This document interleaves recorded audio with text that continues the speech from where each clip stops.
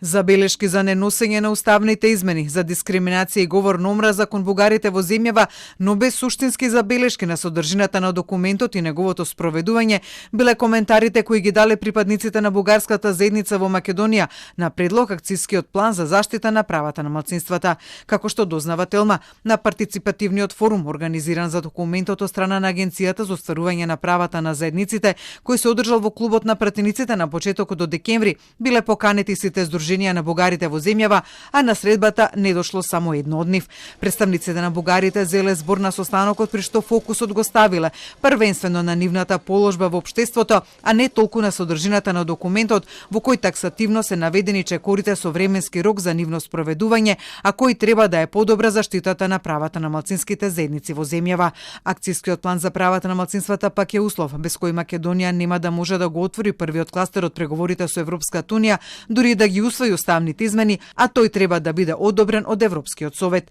Инаку коментарите кои стигнале од Сдруженијата на бугарите на предлог акцискиот план, како што дознава Телма, стигнале како еден документ потпишан од сите бугарски здруженија, напишани на англиски јазик. Забелешки стигнали и од уште неколку други здруженија на други заедници кои се по 20% во Македонија, но како што дознава Телма, но тие се однесувале на подобрување на процесот и биле прифатени вметнати во верзијата која потоа била доставена до Европската унија и до Бугарија. Во дебатата освен Сдруженијата на бугарите учествували Сдруженијата на ерменците, египтјаните, хрватите, црногорците, но и на заедниците кои се дел од уставот, а се помалку од 20% во земјата. На дебатата присуствувала и представници на делегацијата на Европската унија во Македонија на чело со амбасадорот Михалис Рокас. Инаку документот, односно предлог акцискиот план, содржи конкретни чекори за зголемување на капацитетите и буџетот на Комисијата за заштита од дискриминација согласно европските регулативи, но и унапредување на легислативата за заштита од дискриминација, подобрување на капацитетот на канцеларијата на омбудсманот,